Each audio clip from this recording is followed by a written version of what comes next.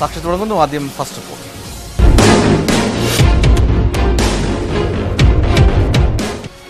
ഇടുക്കി വണ്ടിപ്പെരിയാറിൽ വീട്ടമ്മയുടെ ജഡം കത്തിക്കരിഞ്ഞ നിലയിൽ കണ്ടെത്തി. വള്ളക്കടവ് നിരപ്പേൽ വീട്ടിൽ ഓമനയുടെ മൃതദേഹമാണ് വീടിന് സമീപത്ത് കത്തിക്കരിഞ്ഞ നിലയിൽ കണ്ടെത്തിയത്. സംഭവം കൊലപാതകമെന്ന നിഗമനത്തിലാണ് പോലീസ്. വീട്ടിൽ നിന്ന് സ്വർണവും പണവും നഷ്ടമായെന്നും അന്വേഷണ സംഘം സ്ഥിരീകരിച്ചു.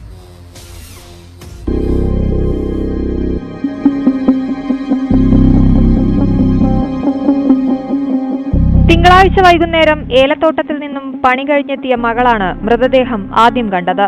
സംഭവത്തിൽ ദുരൂഹതയുണ്ടെന്ന് നാട്ടുകാർ ആരോപിച്ചു. ഇവരുടെ കഴുത്തിലുണ്ടായിരുന്ന 3.5 പവൻ തൂക്കം വരുന്ന സ്വർണമാലയും വീട്ടിൽ സൂക്ഷിച്ചിരുന്ന 20,000 രൂപയും നഷ്ടപ്പെട്ടതായി മകൾ പോലീസിന് മൊഴി നൽകി. വീടിനോട് ചേർന്ന് വിറകുകൾ കൂട്ടിയിട്ട് കത്തിച്ച നിലയിലും കണ്ടെത്തിയിരുന്നു. ഓമനയുടെ മകൾ വിജിയും ഇവരുടെ 2 മക്കളുമാണ് വീട്ടിൽ താമസിച്ചിരുന്നത്. മറ്റു മക്കൾ 2 പേരും ജോലി ആവശ്യങ്ങൾക്കായി കേരളത്തിന് പുറത്താണെന്ന് നാട്ടുകാർ പോലീസിനെ അറിയിച്ചു. കട്ടപ്പന ഡിവൈഎസ്പിയുടെ നേതൃത്വത്തിൽ പോലീസ് സംഘമാണ് കേസ് അന്വേഷിക്കുന്നത്.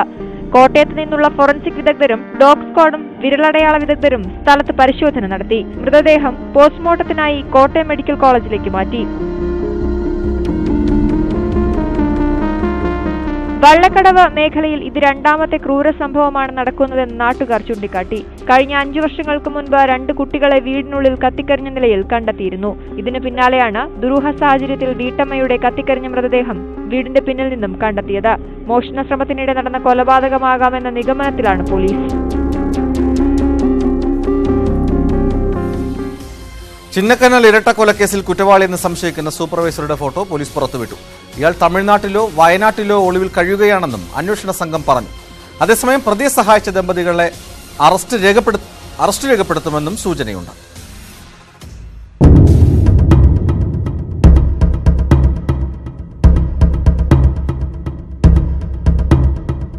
പ്രതിയെ ഒളിവിൽ കഴിയാൻ സഹായിച്ച ദമ്പതികളെ കഴിഞ്ഞ ദിവസം പോലീസ് പിടികൂടിയിരുന്നു. ചിന്നക്കനാൽ നടുപ്പാറയിൽ ഏലത്തോട്ടമുടമയും തൊഴിലാളിയും കൊല്ലപ്പെട്ട സംഭവത്തിൽ പ്രതിയെന്ന് സംശയിക്കുന്ന തോട്ടം സൂപ്പർവൈസറുടെ ചിത്രമാണ് പോലീസ് പുറത്തുവിട്ടത്. ഇടുക്കി കുരുവിള സിറ്റി പഞ്ഞിപ്പറമ്പിൽ ബോബിനെയാണ് പോലീസ് തിരയുന്നത്.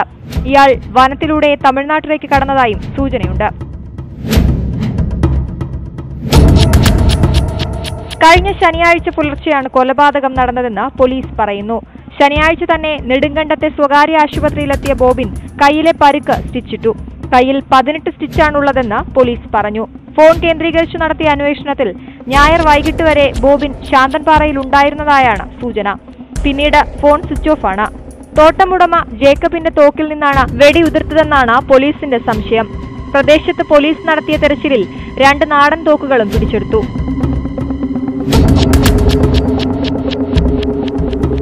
എസ്റ്റേറ്റിൽ സൂപ്പർവൈസറായി ബോബിൻ ജോലിക്കെത്തിയത് വ്യാഴാഴ്ചയാണ്. ശനിയാഴ്ച ജേക്കബ് വർഗീസിന്റെ വാഹനത്തിൽ പൂപ്പാറയിലെത്തിയ ബോബിൻ 143 കിലോഗ്രാം ഏലക്കായ വിറ്റ് 1.5 ലക്ഷത്തോളം രൂപ വാങ്ങിയതായി പോലീസിന് വിവരം ലഭിച്ചിട്ടുണ്ട്. 2 സംഘമായി തിരിഞ്ഞ് പോലീസ് അന്വേഷണം ഊർജിതമാക്കിയെന്നാണ് വിവരം. ആലപ്പുഴ തലവടിയിൽ ഓട്ടോ തൊഴിലാളിയെ കുത്തിക്കൊന്ന പ്രതികളെ പോലീസ് അറസ്റ്റ് ചെയ്തു. പ്രതികളിൽ ഒരാളുടെ സഹോദരി വീട്ടിൽ നിന്നും പുറത്തുപോയി തിരികെ എത്താൻ വൈകിയതാണ് കൊലപാതകത്തിലേക്ക് നയിച്ചതെന്ന് പോലീസ് പറഞ്ഞു.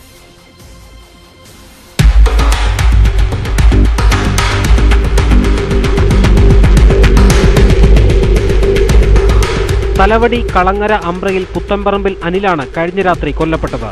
സംഭവത്തിൽ പെൺകുട്ടിയുടെ സഹോദരൻ കെവിൻ, സുഹൃത്ത് ഇരിപ്പൂട്ടിൽച്ചിറ അമൽ എന്നിവരെയാണ് SI സിസിൽ ക്രിസ്റ്റൽ രാജിന്റെ നേതൃത്വത്തിലുള്ള പോലീസ് അറസ്റ്റ് ചെയ്തത്. ഞായറാഴ്ച അർദ്ധരാത്രിയായിരുന്നു സംഭവം. ആശുപത്രിയിലേക്കെന്ന് പറഞ്ഞ് രാത്രി 9-നാണ് പെൺകുട്ടി ഓട്ടോയിൽ പോയത്. വളരെ വൈകിയിട്ടും വീട്ടിലെത്താത്തതിനാൽ സഹോദരനും സുഹൃത്തും അനിലിന്റെ വീട്ടിലെത്തി ചോദ്യം ചെയ്യുകയായിരുന്നുവെന്ന് പോലീസ് പറഞ്ഞു. തിരിച്ച് അമ്പ്രയിൽ പാലത്തിൽ ഇറക്കിയെന്ന് ഓട്ടോ ഡ്രൈവർ പറഞ്ഞെങ്കിലും ഇരുവരും വിശ്വസിച്ചില്ല. തുടർന്ന് വീട്ടിൽ നിന്ന് വിളിച്ചിറക്കി റോഡിൽ കൊണ്ടുവന്ന് ഇടതു തോളിലും വലതു നെഞ്ചിലും കുത്തുകയായിരുന്നു. അനിലിന്റെ അലർച്ച കേട്ട് ഓടിയെത്തിയപ്പോഴാണ് ഭാര്യ സന്ധ്യയ്ക്ക് വെട്ടേറ്റത്. ഇവരെ മെഡിക്കൽ കോളേജ് ആശുപത്രിയിൽ പ്രവേശിപ്പിച്ചിരിക്കുകയാണ്. എടത്വായിലെ സ്വകാര്യ ആശുപത്രിയിൽ നിന്ന് മെഡിക്കൽ കോളേജ് ആശുപത്രിയിലേക്കുള്ള വഴിമധ്യയാണ് അനിൽ മരണത്തിന് കീഴടങ്ങിയത്. ഇതിനിടെ പെൺകുട്ടി ഇന്നലെ പുലർച്ചെ തിരികെ എത്തിയതായി വിവരം കിട്ടിയെന്നും പോലീസ് പറഞ്ഞു. കൊലപാതകത്തിന് ശേഷം ഒളിവിൽ പോയ പ്രതികളെ സൈബർ സെല്ലിന്റെ സഹായത്തോടെയാണ് അറസ്റ്റ് ചെയ്തത്. ആലപ്പുഴയിൽ നിന്നെത്തിയ വിരലടയാള വിദഗ്ധരും ഡോഗ് സ്ക്വാഡും സംഭവസ്ഥലത്ത് പരിശോധന നടത്തിയിരുന്നു. മുനമ്പം മനുഷ്യക്കടത്തിന് LTT ബന്ധമുണ്ടെന്ന സൂചന ലഭിച്ച ഫോട്ടോകൾ ഡൽഹിയിൽ പ്രത്യേക പരിശോധനയ്ക്ക് വിധേയമാക്കുമെന്നും പോലീസ് പറഞ്ഞു. കടൽ കടന്നവരുടെ CCTV ദൃശ്യങ്ങളും പുറത്തുവന്നു.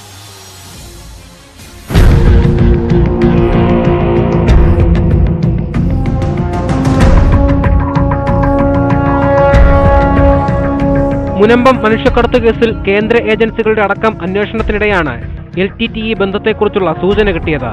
ഇതോടെ അന്വേഷണം ഡൽഹിയിലേക്കും വ്യാപിപ്പിച്ചു. മുനമ്പത്ത് ഉപേക്ഷിച്ച ബാഗിൽ നിന്നുള്ള ഫോട്ടോകൾ പരിശോധനയ്ക്ക് വിധേയമാക്കും.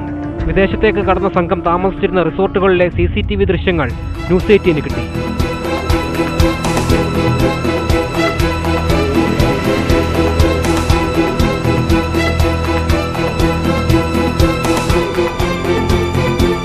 ചേറായി ബീച്ചിന് സമീപത്തെ റിസോർട്ടുകളിൽ പോലീസ് റെയ്ഡ് നടത്തി. Ernakulam rural SP Rahul R. നായരുടെ നേതൃത്വത്തിൽ അന്വേഷണ സംഘം യോഗം ചേർന്ന് സ്ഥിതി വിലയിരുത്തി. മുനമ്പം തീരത്ത് സുരക്ഷാ പരിശോധനകൾ നടക്കാറില്ലെന്ന സൂചന. തീരത്ത് നങ്കൂരമിടുന്ന ബോട്ടുകളുടെ കണക്ക് പോലും അധികൃതരുടെ കൈവശമില്ലെന്നും ആരോപണമുണ്ട്.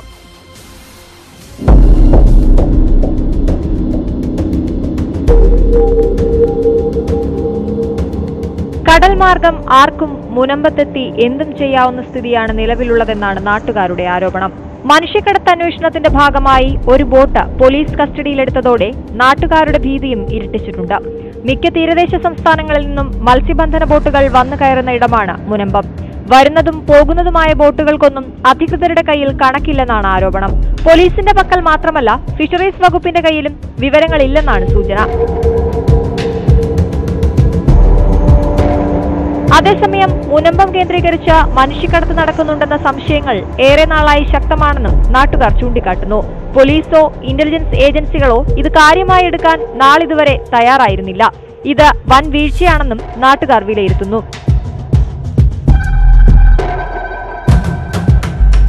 കഴിഞ്ഞ ദിവസം മുനമ്പത്ത് നിന്ന് അനധികൃത കുടിയേറ്റ സംഘം യാത്ര നടത്തിയതുമായി ബന്ധപ്പെട്ട് സഹായമാത എന്ന ബോട്ടാണ് പോലീസ് കസ്റ്റഡിയിലെടുത്തത്.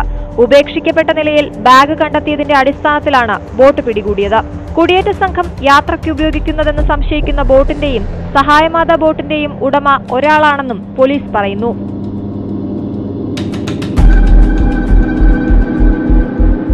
മനുഷ്യക്കടത്ത് കേസിൽ റൂറൽ ഹാർബറുകളിൽ ജാഗ്രത വേണമെന്ന ഇന്റലിജൻസ് മുന്നറിയിപ്പുകൾ ലോക്കൽ പോലീസ് അവഗണിച്ചെന്നും നാട്ടുകാർ ആരോപിക്കുന്നു. ബോട്ടുകളുടെയും കടലിൽ പോകുന്നവരുടെയും കണക്കെടുക്കാൻ ഇന്റലിജൻസ് നിർദ്ദേശിച്ചിരുന്നു. റൂറൽ പ്രദേശത്തെ ഹാർബറുകളിൽ ജാഗ്രത വേണമെന്നായിരുന്നു മുന്നറിയിപ്പ്. കൂടുതലായി ബോട്ടുകൾ വന്നാലും പോയാലും തിരിച്ചറിയണം. മുൻപ് നടന്ന മനുഷ്യക്കടത്തുകളുടെ പശ്ചാത്തലത്തിലായിരുന്നു റിപ്പോർട്ട്. എന്നാൽ ഇത് പൂർണ്ണമായും ലോക്കൽ പോലീസ് അവഗണിച്ചെന്നാണ് പരാതി. മനുഷ്യക്കടത്ത് സംഘം ചെറായിയിൽ പിറന്നാൾ സൽക്കാരവും ഒരുക്കിയെന്നതിന് തെളിവ് പുറത്തുവന്നു.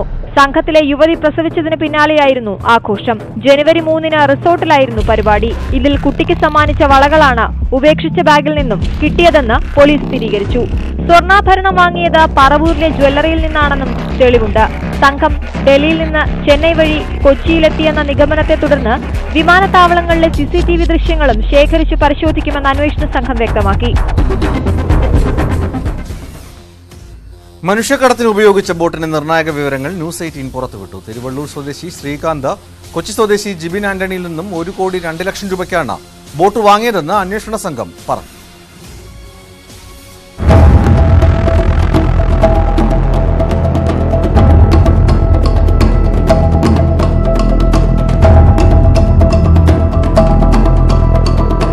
ചെന്നൈ തിരുവള്ളൂർ സ്വദേശി ശ്രീകാന്ത് ഡിസംബർ 27-നാണ് ദയമാത 2 എന്ന ബോട്ട് വാങ്ങാൻ 10 ലക്ഷം രൂപ മുൻകൂർ നൽകുന്നത്. 1,02,00,000 രൂപയായിരുന്നു ബോട്ടിന്റെ വില. ഈ മാസം 7-ന് ബാക്കി തുക നൽകി രജിസ്ട്രേഷൻ നടത്തി.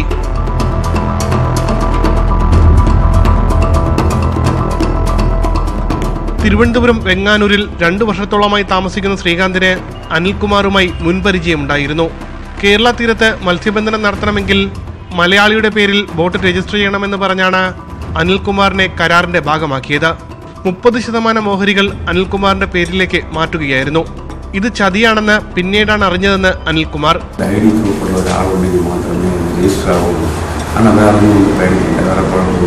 ഞാൻ പഴയതുപോലെ ഞാൻ പറഞ്ഞു ഇനി പറ്റില്ല. അപ്പം ഇല്ല, അണ്ണയില്ലെങ്കിൽ കുഴപ്പമില്ല, ഇവിടെ ആരെങ്കിലും ഒരാൾ നിൽക്കും.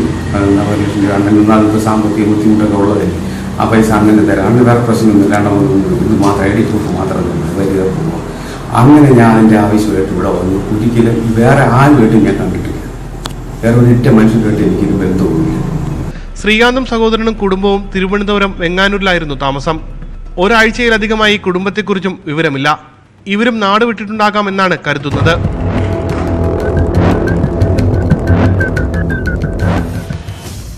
തിരുവനന്തപുരത്ത് മയക്കുമരുന്ന് കേസിൽ പിടിയിലായ വിദേശികൾക്ക് ജാമ്യം ലഭിച്ചു. അന്വേഷണത്തിന് നേതൃത്വം നൽകിയ ഉന്നത ഉദ്യോഗസ്ഥന്റെ ഇടപെടലാണ് പ്രതികൾക്ക് ജാമ്യം ലഭിക്കാൻ കാരണമായതെന്ന ആരോപണവും ശക്തമാണ്.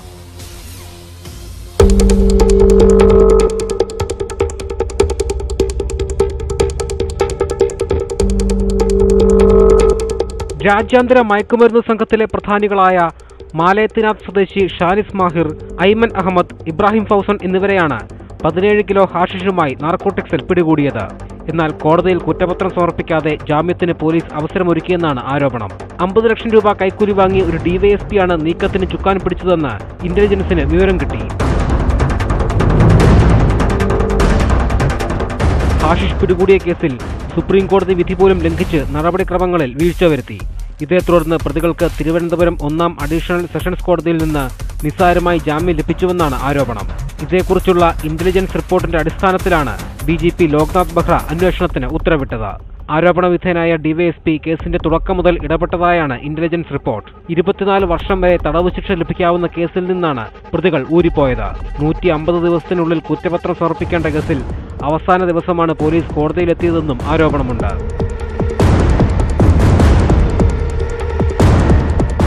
നർക്കോട്ടിക് കൺട്രോൾ ബ്യൂറോ തെരയുന്ന രാജ്യാന്തര മയക്കുമരുന്ന് സംഘാംഗമാണ് ഷാനിസ് മാഹിർ. കുറ്റപത്രം ആഴ്ചകൾക്ക് മുമ്പേ തയ്യാറായെങ്കിലും സമർപ്പിക്കുന്ന കാര്യത്തിൽ ഡിവൈഎസ്പി ഇടങ്കോലിട്ടെന്നാണ് സൂചന. സിറ്റി പോലീസ് നർക്കോട്ടിക് സെല്ലാണ് കേസ് അന്വേഷിച്ചത്. ജാമ്യത്തിലിറങ്ങിയ പ്രതികൾ രാജ്യം വിട്ടതായും സൂചനയുണ്ട്. തിരുവനന്തപുരം മെഡിക്കൽ കോളേജ് പോലീസ് കഴിഞ്ഞ ഏപ്രിലിൽ രജിസ്റ്റർ ചെയ്ത 135 കിലോ കഞ്ചാവ് കേസിലും സമാനമായ അട്ടിമറി നടന്നിരുന്നു. ഇത് സംബന്ധിച്ചും അന്വേഷണം നടത്തും. 2 സംഭവങ്ങളും അന്വേഷിച്ച് റിപ്പോർട്ട് സമർപ്പിക്കാൻ ഡെപ്യൂട്ടി കമ്മീഷണർ PN രമേശ് കുമാറിനോട് കമ്മീഷണർ S സുരേന്ദ്രൻ നിർദ്ദേശിച്ചുവെന്നും സൂചനയുണ്ട്. കൊള്ളയടിച്ച ചന്ദനം വിൽപ്പനയ്ക്ക് ചെത്തി ഒരുക്കുന്നതിനിടെ ഒരാൾ വനപാലകരുടെ പിടിയിലായി. കൊല്ലമ്പാറ കൃഷ്ണനെയാണ് ഒളിത്താവളത്തിൽ നിന്നും അന്വേഷണ സംഘം അതിസാഹസികമായി അറസ്റ്റ് ചെയ്തത്.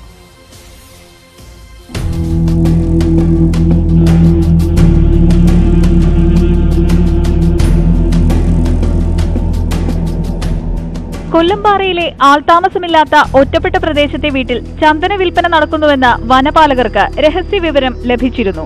തുടർന്ന് ഡെപ്യൂട്ടി റേഞ്ചർ ഓഫീസർ VJ ഗീവറിന്റെ നേതൃത്വത്തിൽ തിങ്കളാഴ്ച പുലർച്ചെ 3 മണിയോടുകൂടി നടത്തിയ പരിശോധനയിലാണ് ചന്ദനത്തിന്റെ കാതൽ വിൽപ്പനയ്ക്കായി ചെത്തിയൊരുക്കുന്നതിനിടെ കൃഷ്ണൻ പിടിയിലായത്. ഒളിത്താവളത്തിൽ നിന്ന് 20 കിലോ ചന്ദനവും മരം മുറിക്കാൻ ഉപയോഗിച്ച ആയുധങ്ങളും പിടികൂടി. മേഖലയിലെ ചന്ദന റിസർവുകളിൽ നിന്നും സ്വകാര്യ ഭൂമികളിൽ നിന്നും ചന്ദനം മുറിച്ചുകടത്തി വിൽപ്പന നടത്തിവന്ന സംഘത്തിലെ പ്രധാനിയാണ് പിടിയിലായ കൃഷ്ണനെന്ന് വനപാലകർ വ്യക്തമാക്കി. വനപാലകരെ കണ്ട് കൃഷ്ണനൊപ്പമുണ്ടായിരുന്ന 2 പേർ ഓടി രക്ഷപ്പെട്ടിരുന്നു. ഇവരെ ഉടൻ പിടികൂടാനാകുമെന്ന പ്രതീക്ഷയും അന്വേഷണ സംഘം പങ്കുവച്ചു. ഇന്ന് വെളുപ്പിനെ 3 മണിയോടുകൂടി ഞങ്ങൾ സ്റ്റാഫ് സ്ഥലത്തെത്തി. സ്ഥലത്തെത്തുമ്പോൾ 3 ആൾക്കാർ ഇങ്ങനെ ഈ തടി കച്ചവടത്തിനായിട്ടുള്ള തയ്യാറെടുപ്പിൽ ഇങ്ങനെ ആ വീടിൻ്റെ അകത്ത്, കണി തീരാത്ത വീടായതുകൊണ്ട് വാതിൽ ജനലൊന്നും ഇല്ലാത്തൊരു വീട്, അതിനകത്ത് ഇങ്ങനെ നിൽക്കുന്നു. ഞങ്ങൾ കയറി പരിശോധിച്ചപ്പോഴത്തേനും 2 പ്രതികൾ ചാടി ഓടി രക്ഷപ്പെടുകയും ഒരാളെ ഞങ്ങൾക്ക് കിട്ടുകയും ചെയ്തു. Deputy ranger officer VJ Geevar, SFOമാരായ MB Ramakrishnan, V Surendrakumar, Tony John, വാച്ചറായ N ശിവൻ എന്നിവരടങ്ങുന്ന വനപാലക സംഘമാണ് കൃഷ്ണനെ കയ്യാമം വച്ച് അഴിക്കുള്ളിലാക്കിയത്. ചന്ദനക്കൊള്ള നടത്തിയ പ്രദേശങ്ങളിൽ തെളിവെടുപ്പ് പൂർത്തിയാക്കിയ അന്വേഷണ സംഘം പ്രതിയെ ദേവികുളം കോടതിയിൽ ഹാജരാക്കി റിമാൻഡ് ചെയ്തു. മുക്കുമണ്ടം നൽകി ഒറിജിനൽ സ്വർണം വാങ്ങി ജ്വല്ലറികളെ സ്ഥിരം കബളിപ്പിക്കുന്ന അമ്മയും മകളും കൊല്ലത്ത് കൊട്ടാരക്കരയിൽ അറസ്റ്റിലായി. മുണ്ടക്കയം സ്വദേശികളായ അൽ സൽമ, അമ്മ സൈനബ എന്നിവരാണ് പിടിയിലായത്. ജ്വല്ലറികളിൽ വ്യാജ പേരും വിലാസവും നൽകിയാണ് ഇരുവരും സ്വർണം തട്ടിയെടുത്തിരുന്നതെന്ന് പോലീസ് പറഞ്ഞു. കുട്ടികളുടെ ആഭരണം മാറ്റിവാങ്ങാനെന്ന വ്യാജേനയാണ് ഇരുവരും ജ്വല്ലറികളിലെത്തി മുക്കുമണ്ടം നൽകി യഥാർത്ഥ സ്വർണം വാങ്ങിയിരുന്നതെന്നും പോലീസ് കൂട്ടിച്ചേർത്തു. 20ഓളം ജ്വല്ലറികളിൽ ഇത്തരത്തിൽ തട്ടിപ്പ് നടത്തിയതായി പ്രതികൾ പോലീസിനോട് വെളിപ്പെടുത്തി. ഇവരുടെ സഹായി ഒളിവിലാണെന്നും ഇയാളെ ഉടൻ പിടികൂടുമെന്നും അന്വേഷണ ഉദ്യോഗസ്ഥർ പറഞ്ഞു. പുനലൂർ കോട്ടവട്ടത്ത് ATM കൊള്ളയടിക്കാൻ ശ്രമം. ജില്ലാ സഹകരണ ബാങ്കിന്റെ ATMിലാണ് കവർച്ചാ ശ്രമം അരങ്ങേറിയത്. മോഷ്ടാവിന്റെ ദൃശ്യങ്ങൾ CCTVയിൽ നിന്നും ലഭിച്ചെന്ന് പോലീസ് പറഞ്ഞു. സംഭവത്തിൽ കുന്നിക്കോട് പോലീസ് കേസെടുത്ത് അന്വേഷണം തുടങ്ങി. 25 വയസ്സ് തോന്നിക്കുന്ന മോഷ്ടാവാണ് കൊള്ളയ്ക്ക് ശ്രമിച്ചതെന്നും ഇയാളെ ഉടൻ പിടികൂടുമെന്നും SI ഗോപകുമാർ വ്യക്തമാക്കി. സമൂഹ മാധ്യമങ്ങളിലൂടെ അപകീർത്തികരമായ പ്രചരണം നടത്തിയവരെ നിയമത്തിന് മുന്നിൽ കൊണ്ടുവരണമെന്ന ആവശ്യവുമായി YS ശർമിള രംഗത്തെത്തി. ചലച്ചിത്ര നടൻ പ്രഭാസുമായി കൂട്ടിച്ചേർത്താണ് ശർമിളയെ ചിലർ അപകീർത്തിപ്പെടുത്തിയത്.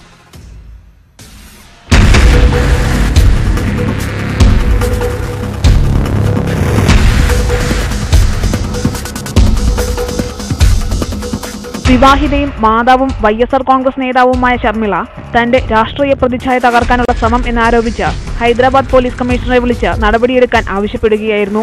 പോലീസ് കമ്മീഷണർ അഞ്ജലി കുമാറിനെ വിളിച്ചാണ് പരാതി നൽകിയത്. ശർമിളയ്ക്കൊപ്പം ഭർത്താവ് അനിൽകുമാറും ഉണ്ടായിരുന്നു. പ്രമുഖ തെലുങ്ക് നടൻ പ്രഭാസുമായി കൂട്ടിച്ചേർത്ത് തനിക്കെതിരെ വ്യാജവും ഹീനവുമായ കാര്യങ്ങൾ സാമൂഹ്യ മാധ്യമങ്ങൾ വഴി പ്രചരിപ്പിക്കുന്നുവെന്നാണ് വീട്ടമ്മയുടെ പരാതി.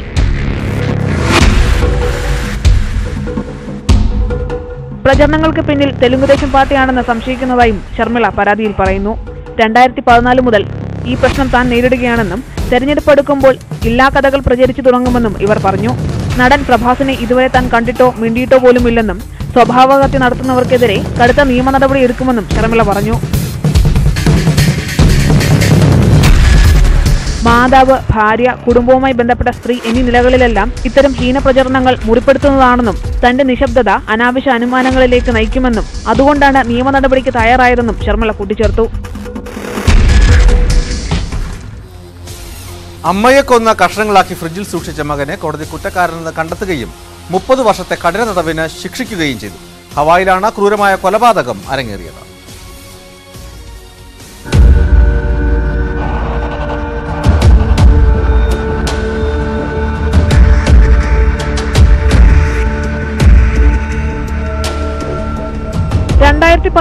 ആത്മഹത്യയ്ക്ക് ശ്രമിച്ച യുവൈ താൻ അമ്മയെ കൊലപ്പെടുത്തിയതായി പോലീസിനെ അറിയിക്കുകയായിരുന്നു. ആത്മഹത്യയ്ക്ക് ശ്രമിച്ച യുവയെ ആശുപത്രിയിൽ പ്രവേശിപ്പിച്ചപ്പോൾ അമ്മ ഇവിടെയെന്ന് പോലീസ് ചോദിച്ചതിനെ തുടർന്നാണ് ഞെട്ടിക്കുന്ന സത്യം പ്രതി വെളിപ്പെടുത്തിയത്. അമ്മ ഫ്രീസറിലുണ്ടെന്ന മറുപടി കേട്ട് നടുങ്ങിയ പോലീസ് സംഘം നടത്തിയ അന്വേഷണത്തിൽ ലിയുവിനെ കഷ്ണങ്ങളാക്കി ഫ്രിഡ്ജിൽ സൂക്ഷിച്ച നിലയിൽ കണ്ടെത്തുകയായിരുന്നു. The specifics of the agreement, I can't disclose that, but I can just tell you that the family was consulted, and it's a common family because it was his mom who was killed. So the family was consulted, and everybody's satisfied with the result. തലയും മറ്റ് ശരീരഭാഗങ്ങളുമായി 7 കവറുകളിലാണ് മൃതദേഹം ഇയാൾ സൂക്ഷിച്ചിരുന്നതെന്ന് police പറഞ്ഞു.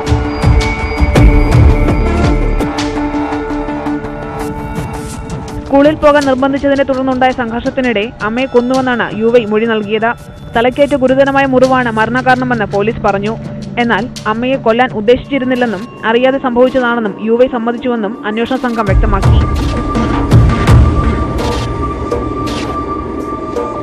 ഹവായിലെ സ്പായിൽ ജോലി ചെയ്യുകയായിരുന്നു Liu യുൻ. ജോലിക്കെത്താത്തതിനെ തുടർന്ന് കടയുടമ യുവയെ വിളിച്ച് വിവരം തിരക്കിയിരുന്നു.